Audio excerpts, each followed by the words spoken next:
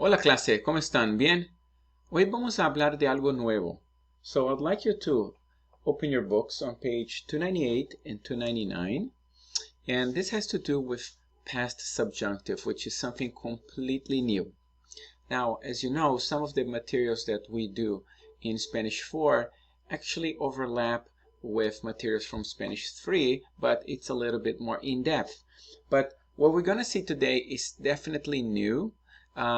It's something that if you watched my previous video where I talked a little bit about the conditional tense, the imperfect tense in the subjunctive goes hand to hand with that. But before we go any further, let's quickly review here subjunctive, and we're going to do a very brief review because we've talked about it over and over in Spanish 3 and also in Spanish 4. So remember, subjunctive, we used a little bit of an acronym to remember subjunctive, and that one was WEIRD, because subjunctive can be used when there have two clauses, a main clause that expresses an idea of, for example, wishes, emotions, impersonal expressions, recommendations, doubt, denial, and disbelief. And once you have that in the main clause, that triggers a response in the dependent clause, and that response is going to be written in the present subjunctive. So, for example, if I say, for example, let's say I recommend that you read the book. So I recommend, it's a verb of will. Recomiendo that you read the book. Que leas el libro. So we're going to need to do that conjugation in the subjunctive. Remember, the opposite endings, no? The rules are simple. Jo form, drop the O, and opposite endings. So if you recall, many verbs trigger the subjunctive. Like, I suggest or advise that you take Spanish next year. So that'll be yo aconsejo, a verb of will, right? That's the W on the wishes. Que tomes Español 5 instead of tomas Español 5. We've also talked about the verbs of emotion, right? So let's say I fear that we don't have a graduation this year. Temo que no tengamos una graduación convencional este año. We will have a graduation, but just not a conventional one. Same thing can be said with verbs of doubt, denial, and disbelief. Now remember, these are a little bit tricky because if you say that I don't doubt, then you cannot use subjunctive. If you say that you do believe, then you cannot use subjunctive. But if you doubt, if you deny, right, the verb negar, and if you say disbelieve, no creer, definitely that is going to trigger subjunctive. So for example, I doubt we have school next week. Dudo que tengamos clase la próxima semana. So, did you see how subjunctive, we've done this over and over and over. The main clause, when it has one of those special verbs, right, it is going to trigger a conjugation on the second part of the sentence that is going to be in the subjunctive, even if it's just a simple sentence like an impersonal expression. For example, it's important that we eat our vegetables. Okay, es importante que comamos nuestras verduras. Now, one of the things that you will notice in Spanish, that things like, and also in English, things like to be conjugated in the same sort of tense. So if I say it is important that we eat, is and eat have to be in the present tense, right? I doubt she goes to school every day. Doubt, present tense. She goes to school every day. That's also present tense. Now, the question may rise, for example, what would happen if I want to use one of the expressions of doubt, denial, disbelief, emotion, wishes, okay, but in the past tense, well, what is going to happen to the verb? Remember, because things like to walk in pairs, present with present, past with past, if one of these verbs, or one of these verbs, or one of these verbs, and one of the many situations, I'm just touch bases on some of them, are in the past tense and you have to use subjunctive, then you can no longer use present subjunctive because the beginning was in the past, right? So things have to walk in pairs. Now, that past subjunctive is often called in textbooks as an imperfect subjunctive. Now, do not confuse this imperfect subjunctive with imperfect tense in the past. The imperfect tense is like cuando era niña, yo visitaba a mi abuela. Iba a la playa, comía muchas verduras, vivía cerca de Hackettstown. That's imperfect past tense. This is called imperfect subjunctive. So you will hear me either say imperfect subjunctive or past subjunctive. Keep in mind, there's no such thing as preterite subjunctive. Okay, the past subjunctive, just call it imperfect. So this information is on pages 298, 299 of your textbook, but I'm trying to explain the best I can. And obviously if you have any questions, now we can always get together by Google Voice or by Google Meet. All right, so let's take a look here. We're gonna do a throwback here with the preterite, and I'll explain you why in a second.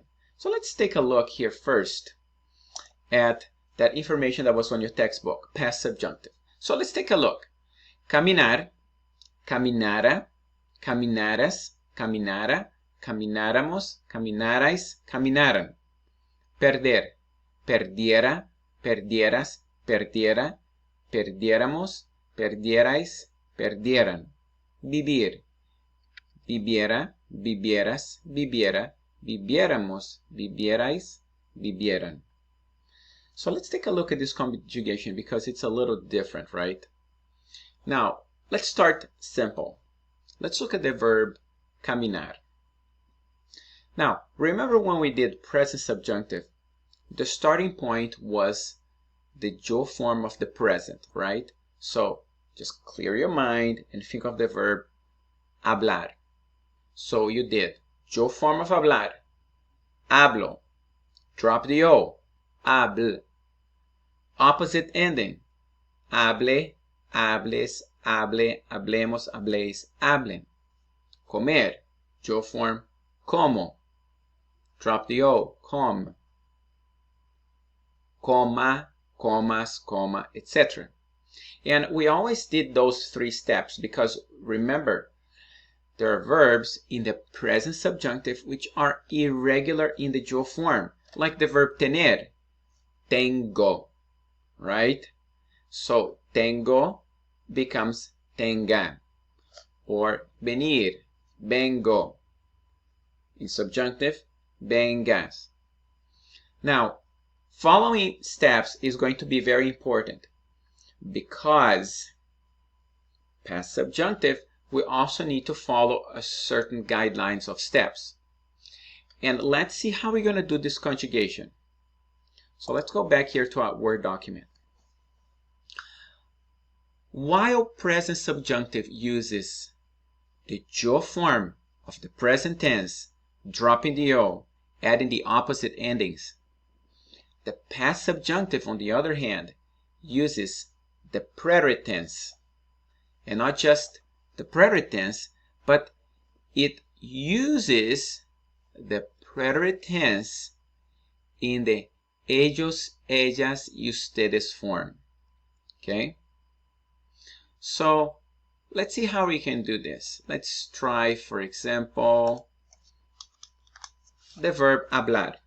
So hablar in present subjunctive, right, is hable, hables, hable. But we're doing past subjunctive, called imperfect subjunctive. So what we're going to do is conjugate hablar in the preterite.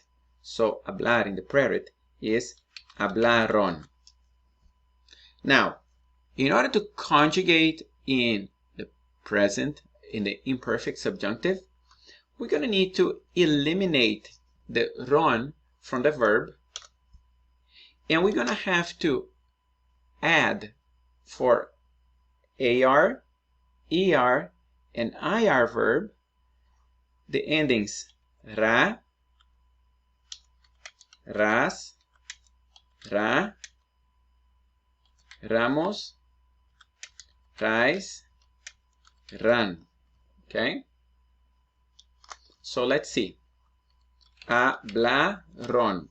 We're going to drop the ron and we're going to put hablara or hablaras or hablara or habláramos.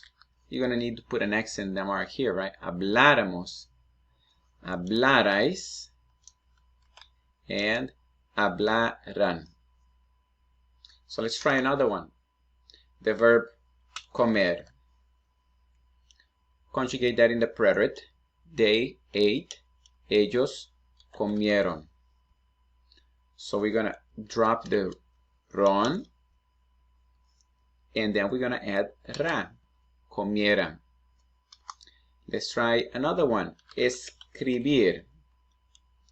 Escribir in the preterite is escribieron. We're going to drop the ron and we're going to add ra or ras or ra or ramos or rais or ran. Escribieran. Now, it seems like a lot of steps, but it's kind of like present subjunctive, where you still have 3 steps. The step 1 is conjugate in the ellos, ella, ustedes for the preterite. Step 2 is drop the ron. And the last step is going to be to add ra, ras, ra, ramos, ran. All right? Okay, so that's the basic conjugation. So now you might be wondering, so why I'm doing all that? Okay, now you have to be cognizant of the fact that in the past preterite, right, that you've learned in Spanish 2, 3, and 4, there are irregular verbs. And the challenge is those verbs are also going to affect the conjugation of the preterite.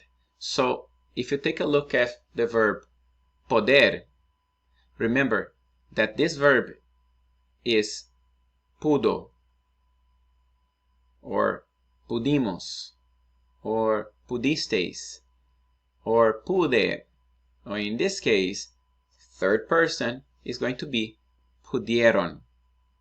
So if it's pudieron and you drop the ron, it's going to be pudiera in the past subjunctive. So let's try tener. Well, tener is tuve, and in this case, in the preterite, is tuvieron. Well, we're going to drop the ron, so it's going to be tuviera. Conducir, condujeron, so condujera. Hacer, hicieron, is going to become hicieran. So, unfortunately, if you're a little rusty with the preterite, you're going to need to go back and study the preterite so that you can nail the irregular conjugations of the past subjunctive, also called the imperfect. Now, on my next video, I'm going to talk about the past subjunctive in a little bit more detail. This is more or less an introduction.